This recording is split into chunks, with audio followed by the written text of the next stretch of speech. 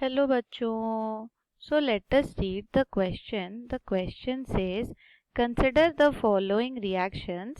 H2 plus X2 gas gives rise to 2HX, where X is equals to F, Cl, Br and I यानी सारे halogen.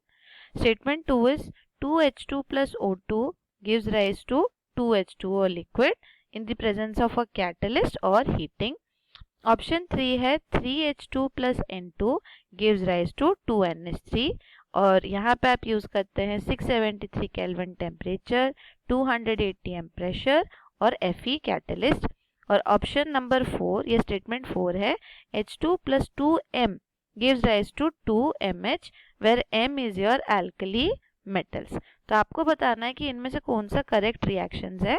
Option A है 2, 3, 4 statement, option B है 3 and 4 statement, option C है 1, 2 and 4 statement, option D है all of the above statements. Okay, so इस question को करने से पहले हम देख लेते हैं इसके की कंसेप्ट को.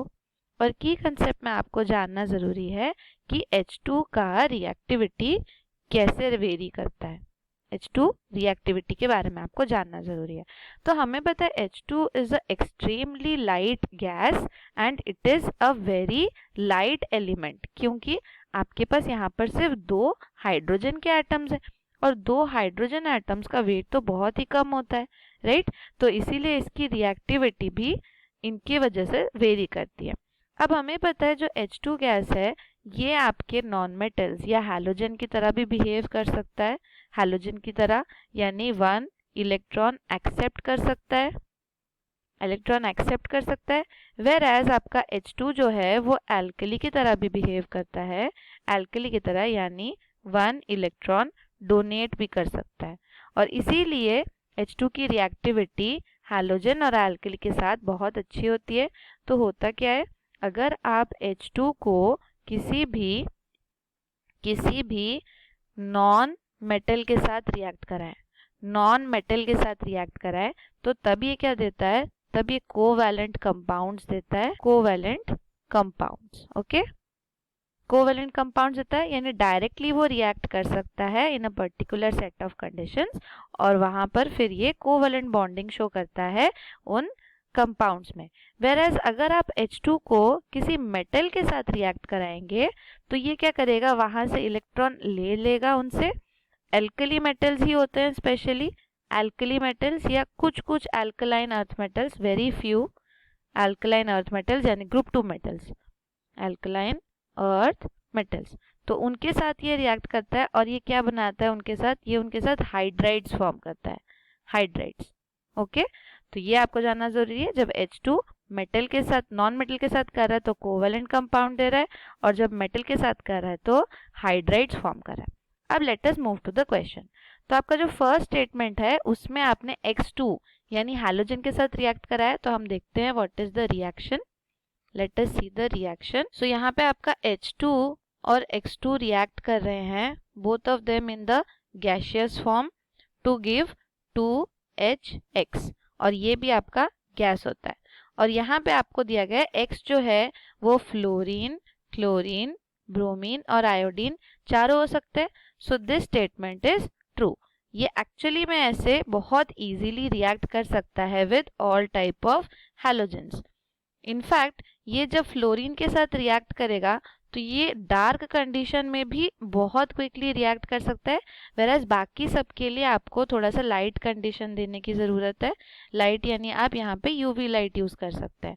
और फिर आयोडीन के लिए आपको एक कैटलिस्ट की ज़रूरत है, अदरवाइज ये बहुत इजीली रिएक्ट करेगा और ये जो HX बनाएगा ये आपका क्या हो जाएगा, ये आपका एक कोवैलेंट नेचर का होगा. इसलिए हम इनको बोल सकते हैं कि ये बहुत इजीली कोवैलेंट कंपाउंड बनाते हैं. सो इसलिए स्टेटमेंट 1 इज ट्रू. नेक्स्ट आपको दिया है H2 और O2 का रिएक्शन. तो H2 और O2 क्या बनाते हैं, H2 प्लस O2 गैस. अब ये दोनों ही गैसियस फॉर्म में, ओके, तो ये आपके बनाएंगे H2O in liquid form. This reaction is also true. लेकिन ध्यान यहाँ रखना है कि H2 गैस का रिएक्टिविटी O2 के साथ कम होता है, क्योंकि O2 क्या होता है, आपका एक डबल बॉन्ड कैरी होता है. तो इसको ब्रेक करने के बाद ही आपका हाइड्रोजन इसके साथ रिएक्ट कर सकता है। इसीलिए इसको बहुत हाई अमाउंट ऑफ एनर्जी चाहिए या इसके एनर्जी बैरियर को कम करना पड़ेगा। और कम करने के लिए आप क्या यूज करते हैं हमेशा energy barrier? You use a catalyst जो कि रिएक्शन को फास्ट करता है, या फिर आप इसमें हीटिंग कंडीशंस दे सकते हैं ताकि आपके रिएक्शन को एक्स्ट्रा एनर्जी मिल जाए। या फिर आप यहाँ पर इलेक्ट्रोलाइसिस भी यूज कर सकते हैं, इलेक्ट्रोलाइसिस या इलेक्ट्रिक डिस्चार्ज, जिसकी वजह से आपका ये डबल बॉन्ड ब्रेक हो जाता है और H2 बहुत इजीली O2 के साथ रिएक्ट करता है। इसीलिए जो आपका सेकेंड स्टेटमेंट है this is also true. Next आपके पास ऑप्शन दिया गया है that H2 plus N2 gives rise to NH3। तो इसको भी हम देख लेते हैं। H2 gas reacts with N2 gas to gives 2NH3। तो यहाँ पे ये जो NH3 है ये भी आपका एक कोवैलेंट कंपाउंड है and this reaction is absolutely true. ये भी आपका ट्रू है, लेकिन आपको ध्यान क्या रखना है, जैसे यहाँ O2 के लिए डबल बॉन्ड ब्रेक करना था, N2 के लिए आपको ट्रिपल बॉन्ड ब्रेक करना है, तो इसीलिए इसको और भी हाई अमाउंट ऑफ एनर्जी चाहिए। इसीलिए आप क्या करते हैं, इसको टेम्परेचर देते हैं 673 केल्विन, प्रेशर देते हैं high pressure condition of 200 ATM, ताकि ये गैसेस क्या करें, लिक्विफाई कंडीशन तक चले जाएं। और नेक्स्ट आपको यहाँ पे यूज करना होता है कैटलिस्ट। तो ये तीनों ही बहुत इंपॉर्टेंट है इस प्रोसेस के लिए, और इस प्रोसेस का एक पर्टिकुलर नेम भी होता है, this is known as Haber's process. Haber's process यानी ये क्या है, ये अमोनिया प्रोडक्शन का एक इंडस्ट्रियल लेवल प्रोसेस है। इंडस्ट्रीज में इसको यूज किया जाता है, इंडस्ट्रीज में। ओके, तो यहाँ पर ये जो कंडीशंस हैं, ये जो सेट ऑफ कंडीशंस है, high temperature, pressure and catalyst, इस रिएक्शन को फॉरवर्ड करने के लिए आपको ये सेट ऑफ कंडीशन देना जरूरी है। So this statement is also true. Next है आपका H2 plus 2M gives rise to 2MH। तो जैसे मैंने आपको स्टार्टिंग में बताया था कि H2 क्या करता है, जब मेटल्स के साथ प्रेजेंट है तो ये उनके साथ मेटल हाइड्राइड देता है 2MH। ओके, तो यहाँ पर आपको ध्यान रखना है कि ये जो M है ये सारे हमेशा एल्कली मेटल्स ही होते हैं, ओनली एल्कली मेटल्स। क्यों? क्योंकि alkali metals easily donate electron, और H2 क्या करेगा यहाँ पे, इजीली एक्सेप्ट इलेक्ट्रॉन। तो इसीलिए फिर ये जो है आपका 2MH, ये क्या होता है, इनको हम बोलते हैं दीज आर मेटल हाइड्राइड। और हाइड्राइड में क्या होता है, जो हाइड्रोजन होता है उसके ऊपर नेगेटिव चार्ज होता है और जो मेटल होता है उसके ऊपर पॉजिटिव चार्ज होता है, तो ये कुछ आयनिक कंपाउंड जैसा फॉर्म करता है।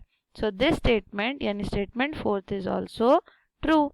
तो अब हम ऑप्शंस में देख लेते हैं कि all of the above are true. So final answer is option number D.